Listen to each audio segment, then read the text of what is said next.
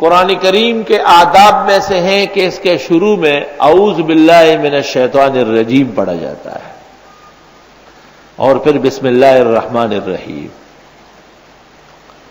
قرآن کریم سورۃ نحل میں ہے فَإِذَا قَرَأْتَ الْقُرْآنَ فَاسْتَعِذْ بِاللَّهِ مِنَ الشَّيْطَانِ الرَّجِيمِ۔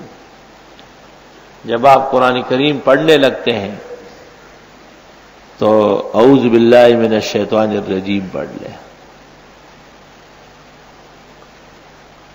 بعض قراءات میں استعیذ باللہ،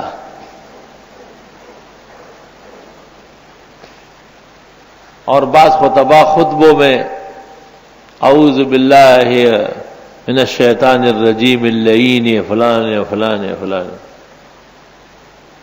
لفظ رجیم کافی ہے نا؟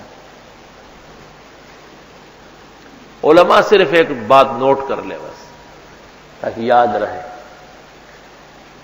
ابن الجزری کی بڑی کتاب ہے النشر فی القراءات العشر، 2 جلدوں میں ہے ہمارے مکتبہ میں، النشر فی القراءات العشر۔